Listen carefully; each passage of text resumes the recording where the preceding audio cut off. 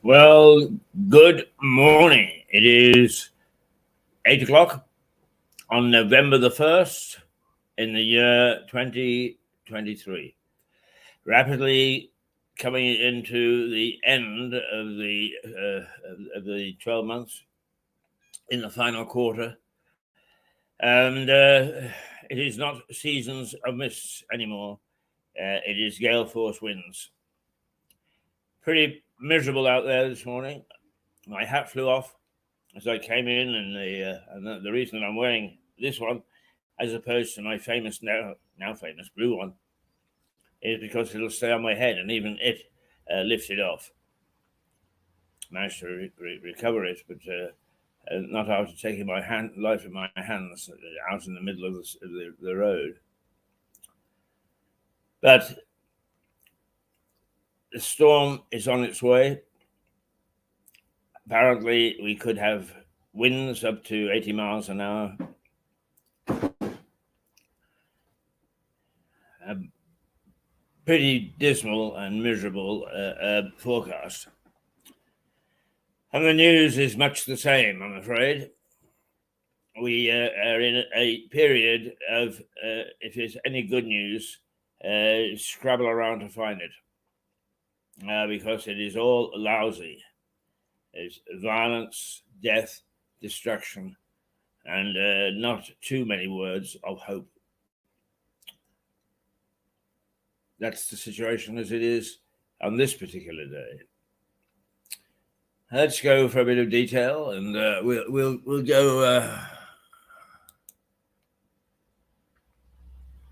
We'll go to the papers, the front pages. The Metro. Rail ticket queue, a U-turn, according to the Metro. And the Metro says, what does the Metro say? We've got a funny system this morning. They change it without telling you.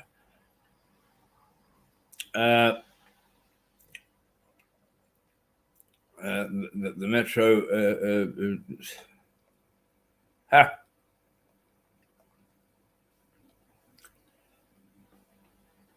the Metro headline, according to this, is dangerous man wanted by police over homophobic knife attack. That's not what the headline says. Let's see if we can find the true headline, the true truth. Because we mustn't go away without telling you the truth.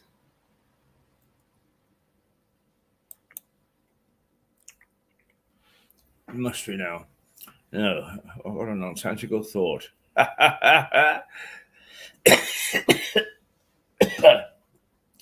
Very difficult to determine what is the truth and what's not anymore. The COVID inquiry ended up in a shouting match between Dominic Cummings and a few other people. And, well,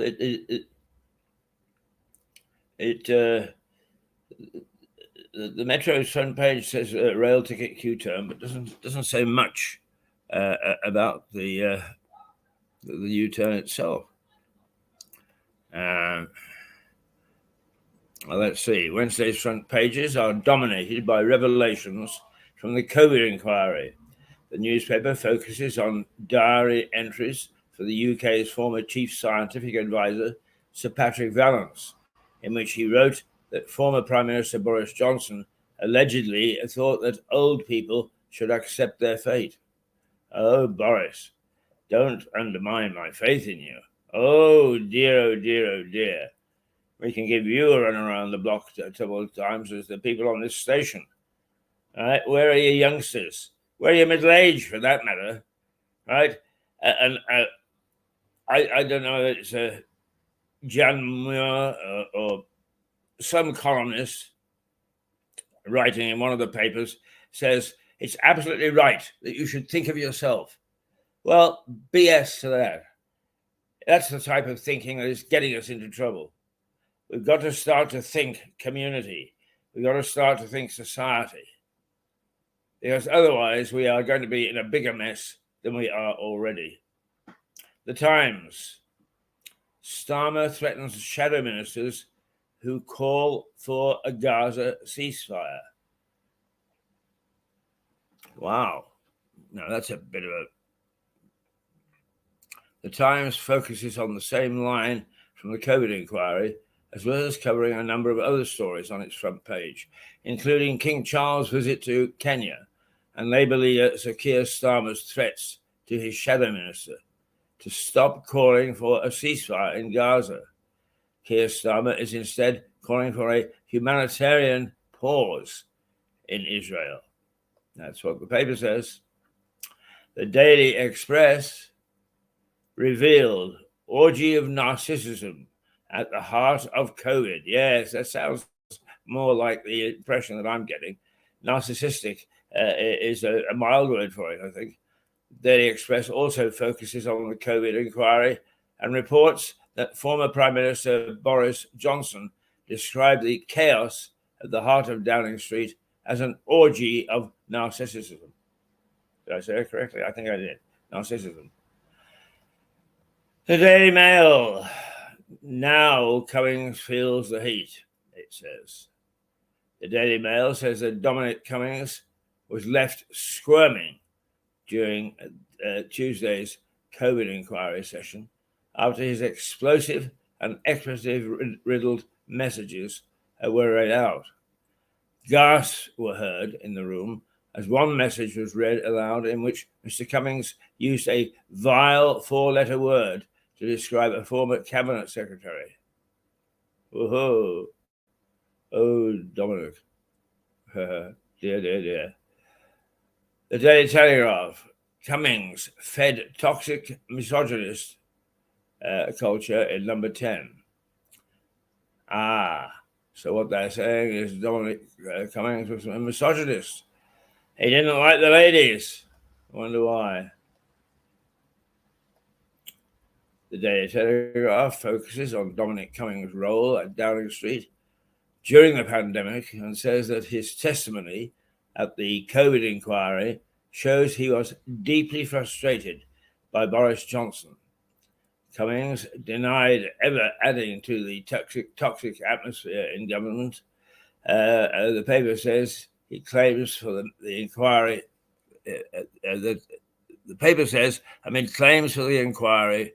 Its leading lawyer that he was misogynistic. Messages about a senior number 10 official. In response, Mr. Cummings told the inquiry that he was much ruder about men.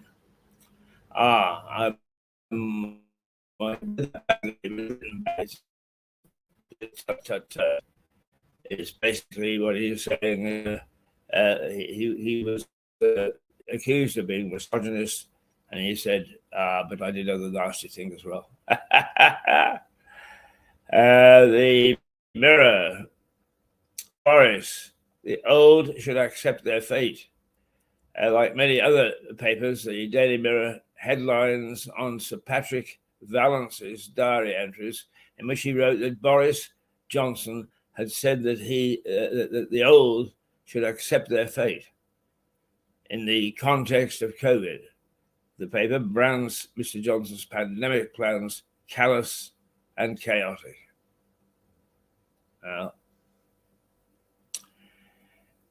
The Daily Star never lets us down.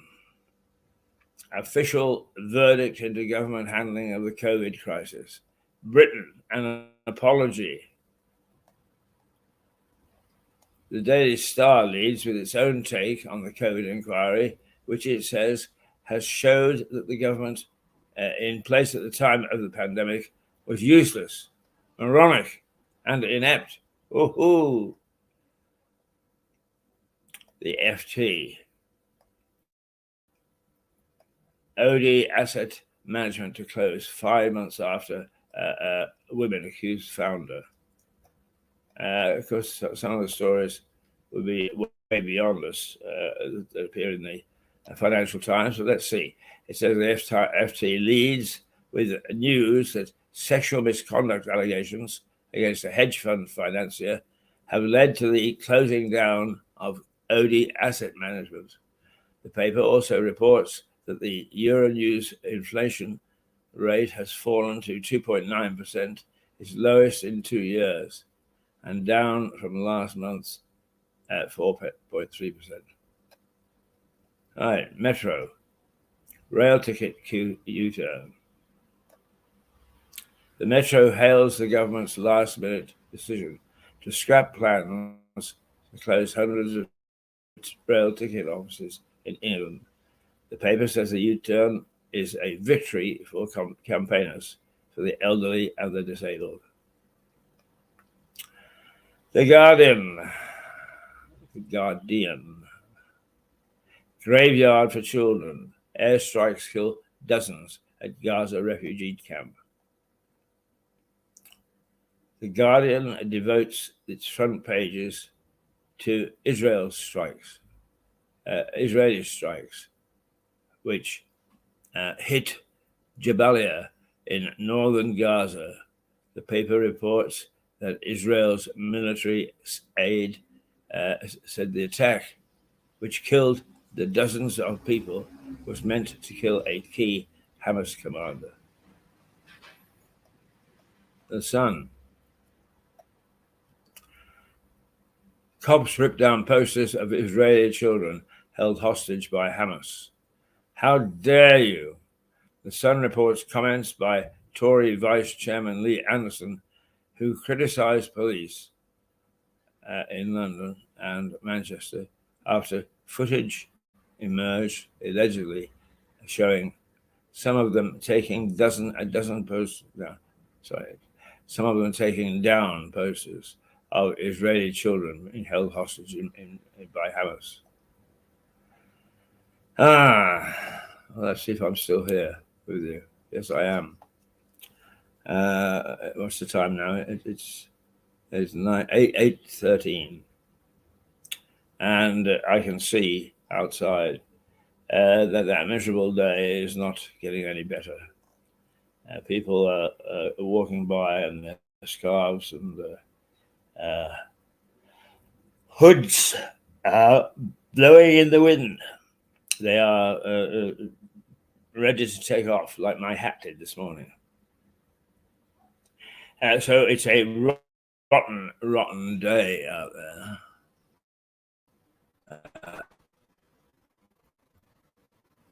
I think I'd better read the official forecast, hadn't I?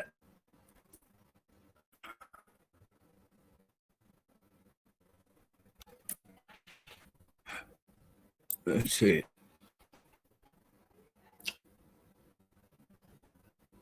The system is morning. It's playing up today. I'm pretty sure that we're okay. I have no idea why we're having problems accessing some information. It's well,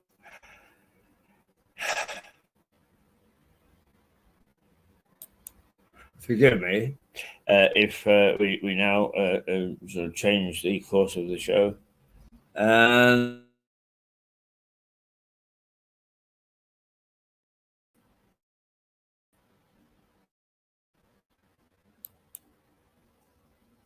the headlines, give you a bit more in depth of what's being said.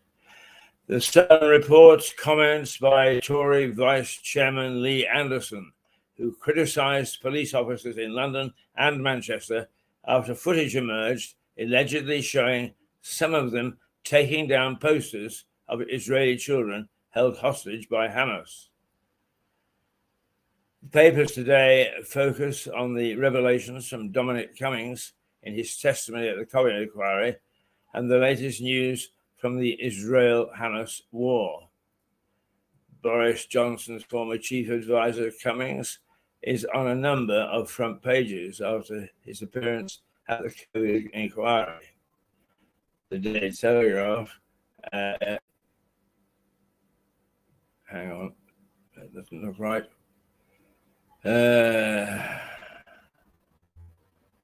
Daily Mirror. Yeah, I thought so. I would take the same point of view. The Daily Mirror and the Eye highlight a diary entry by the then chief scientific advisor, Sir Patrick Vallance, who complained that Mr. Johnson was obsessed with older people accepting their fate and letting the young get their own and with their own lives. That's all very well. It is all very well. But I'd like to think that I'm making a contribution, and in some ways making a better contribution than some of the younger people. So why Boris would take that view, I don't know. It's a very archaic view. It's a view that was held in ancient societies. The old go to Valhalla, so let them die. Not at all a happy situation. The Daily Express described Mr. Cummings as Boris's foul-mouthed and disloyal top advisor, who should have never been welcomed into Downing Street. The editorial calls him a privileged egotist who demonstrates the people he should have done everything to support. Well, better late than never, Boris, I suppose, but there you are. It's sort of nonsense that we got. An article in the Financial Times says that as the Israeli Defense Forces goes into Gaza, Hamas has the home advantage. Israel estimates that Hamas has about 40,000 elite fighters, an arsenal of drones,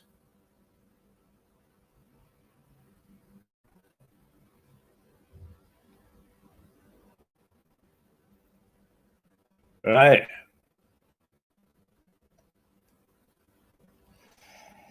Hi. The Daily Telegraph highlights a warning from the directors of the FBI that Hamas poses the greatest terror threat since the defeat of the Islamic State group in Iraq and Syria. Christopher Wray says the war between Israel and Hamas could serve as inspirational to jihadists operating in the US and across the Western world. How dare you, the Sun's frontline headline is, after videos emerged online saying police officers in London and Manchester resolving posters of Israeli children held by Hamas. The paper says Greater Manchester Police have made what it calls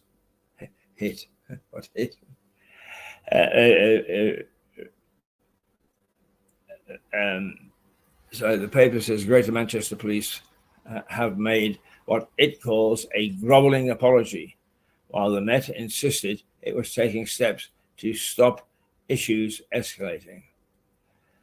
Hey, well, there's not much joy in there, is there? Not much joy at all.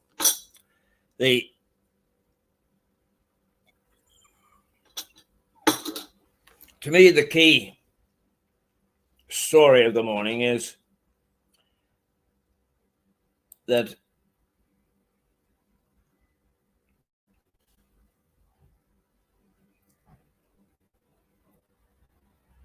the key story of the morning is that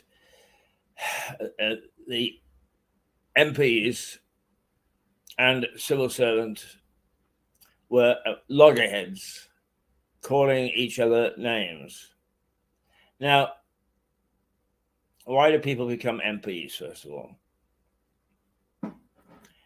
Well, nowadays, unlike 50 years ago, it's very profitable. You could almost live on the perks that you get alone and not spend any of the principal. How many of us can say that? Not many, I suspect. And how many of us can say that we get all sorts of perks that we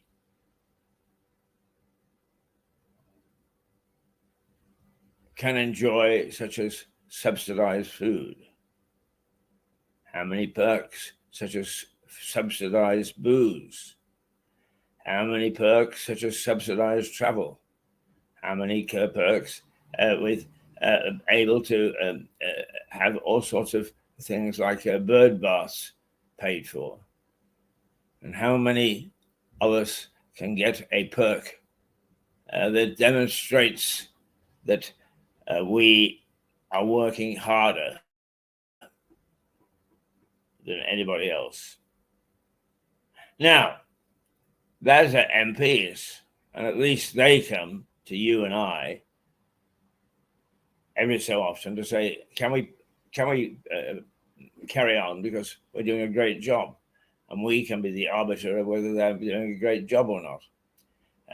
But there are others, such as those in the Whitehall, who really aren't worth tuppence. And what do they get? An honour. They get to become a sir, or even a lord. They get to wear crosses and medals, which means something, at least did mean something.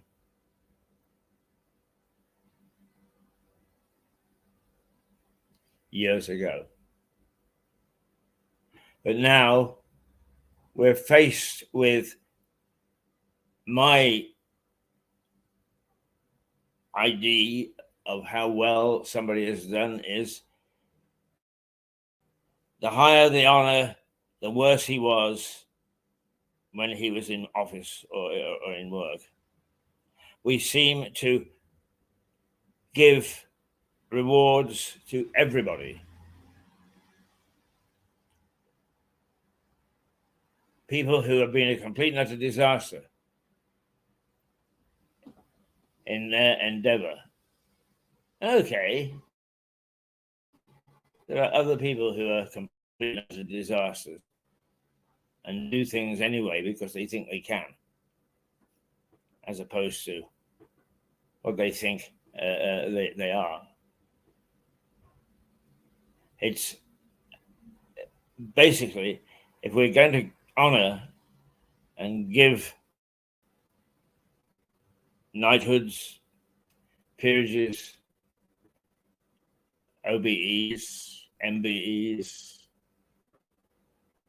if we're going to come out like confetti, it devalues not only them, but also the person who gets them, what they really did for their society. And the answer for a lot is not very much. I occasionally do a little bit of work at the local district council. And I'm surrounded by these people and seeing just how it is that they operate. Tuck a piece of paper under your arm, stride around the office, slap somebody on the back, and then when you're ready to have your thoughts and ideals monitored, you can't find a civil servant anywhere. It's just not on. And while I'm not terribly keen on seeing some of the protests that take place right this very minute, I'm afraid that the other people that are now geared or supposedly geared to institute these sort of things, so they do it and we're the arbiter. And it is too frequent that in being the arbiter, nobody bothers to go and say, let us institute reform. They never do. It's very, very sad. I can hear the wind outside. I can hear the wind. It's a rotten, rotten day and getting worse. I'm not sure. Strangely, it's not getting terribly cold. It's the same, more or less. The way that we've got the present situation here on this station to recognise worth and to have a go when people get it wrong, even though people would say to you, oh, no, you can't say that. Well, you can and you should. Because unless people at the top start to behave well, the people at the bottom have every right to either ignore them or challenge them or ask that they shouldn't be paid. Ooh. The sort of things that happily are imposed by these people on us, and without any great reward for what we do.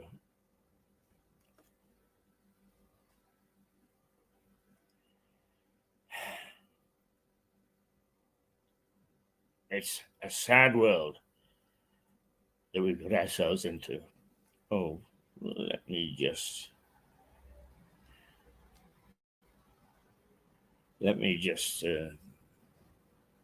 find something somewhere to calm the mood, because it's not at all pleasant what we're talking about.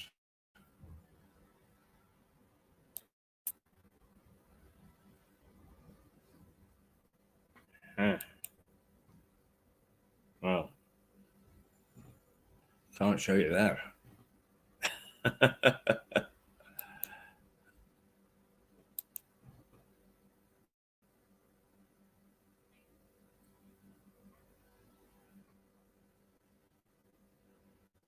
Was there anything in the sports section?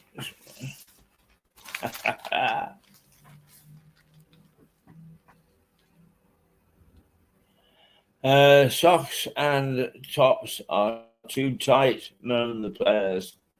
Manchester United players are wearing replica kit during matches because their own Adidas gear is too tight.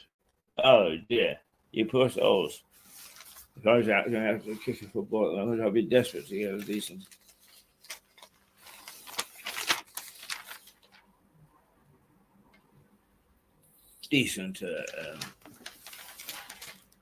new. Forgive me. I'm just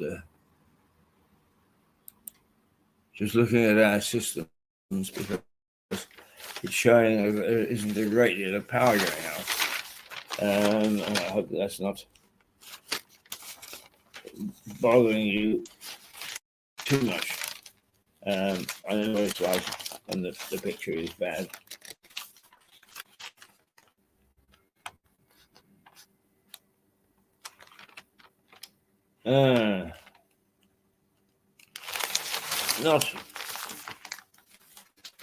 not a great deal.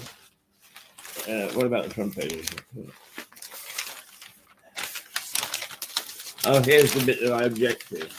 It's a woman called Jan Moore, Moir, and she's writing in the Mail, and she says, "Top marks to Marks and Spencer's for Christmas." An ad that says you can put yourself first. Well, that's to me that's a negative statement, isn't it? She says,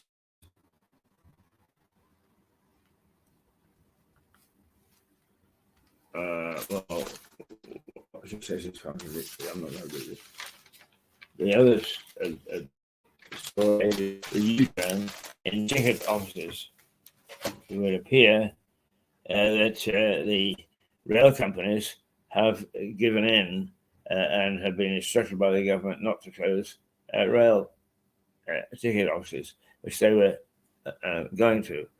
And one commentator says what that means is that we're not going to be subject to just mechanics, just machines operating. The railways would have been, and I understand it a little bit, why the unions are dealing so badly. What do? You get onto a train, automated ticket checker. You go to get a ticket, automated ticket dispenser. When you actually get to see anything, automated platform operators and cameras. It's right. They not slither into everything that we do relying upon machines.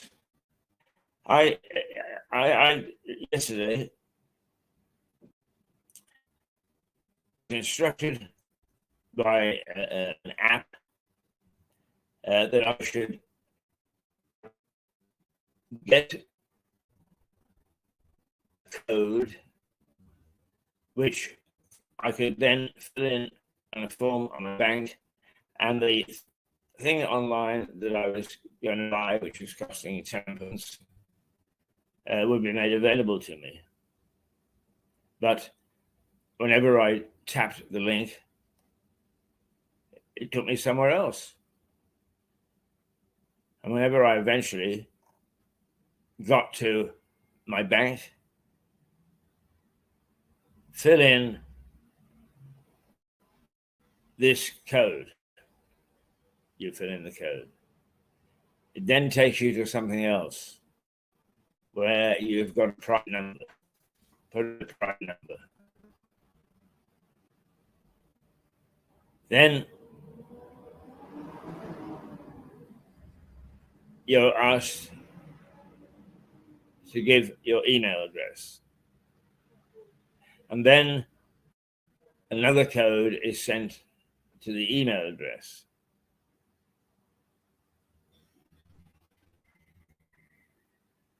And then, if you're lucky, you get into the page that you want.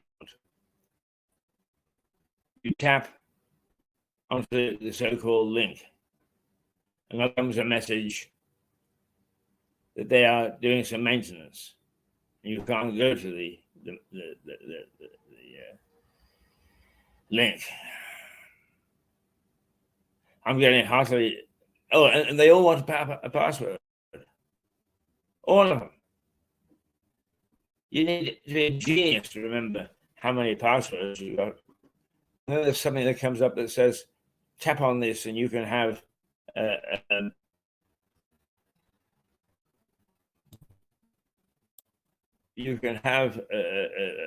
one code word or pass for everything.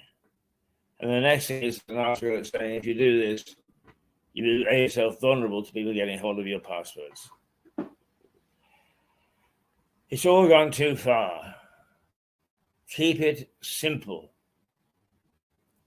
Keep it simple, stupid. The KISS principle. why we are getting ourselves into such a situation and permitting it.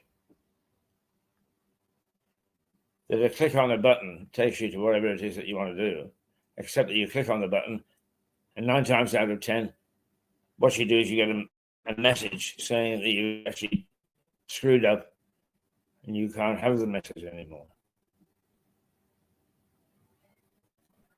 It seems to me that in an emergency, of which we have many, that you have to go through a dose of harsh medicine to get anywhere at all.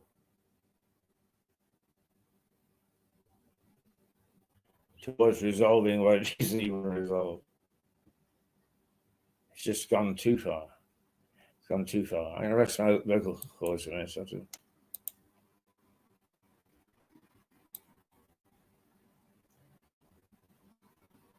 I thought I was.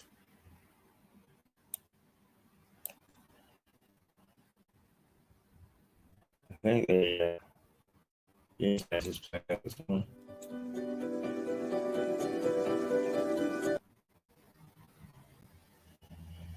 I think it is. Nothing is happening. Well, we'll take a little break and see if we can find out what's going on. That is, if it'll let us take a break. Very complicated. Very complicated indeed. Yes. Well,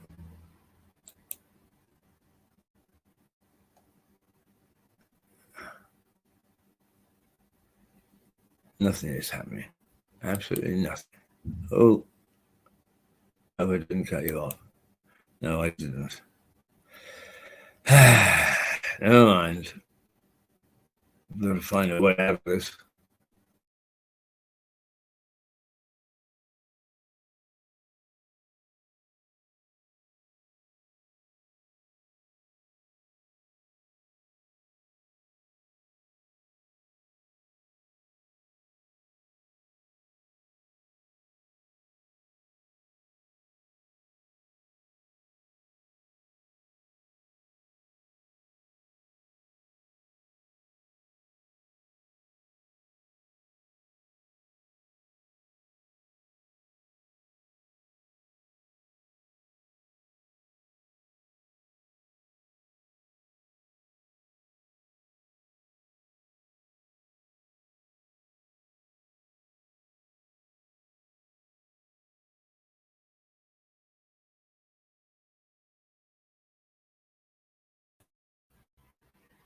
Yeah, I'm back again. Difficult to say why these things go wrong. So if I was an expert, if I sound it is the weather. It is gloomy out there. It's miserable. I had to wear this hat this morning because the blue one would have blown off. This one actually blew off, and we are in trouble. How strange! How strange it is. Let's go to the park.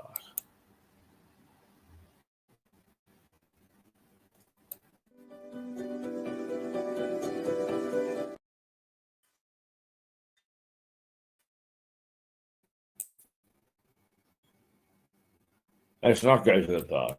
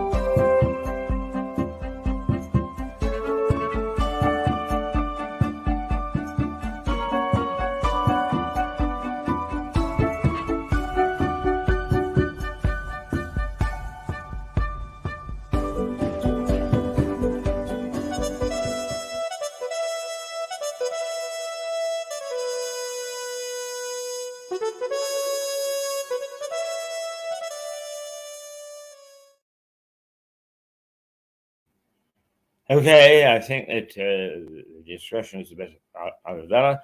What we'll do is we'll take our break now at 8:41 on the 1st of November 2023. We'll be back at the top of the hour, and later on, you've got the joys of plenty of henty. Boy, John, we need you today. Believe me, we need you. Let's roll a toodle pip, shall we?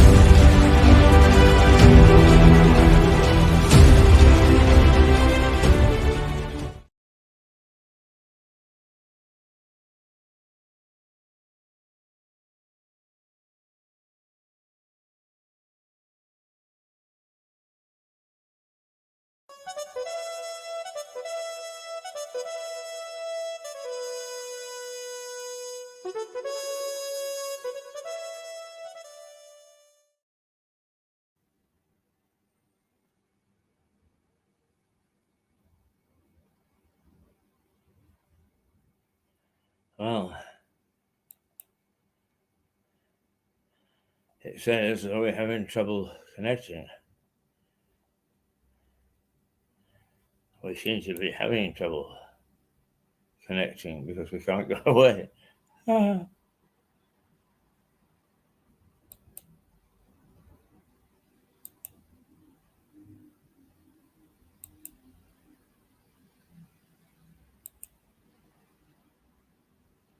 Oh, it's there. It says it's working. Let's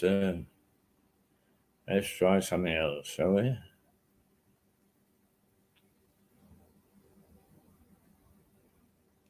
We do that. And we do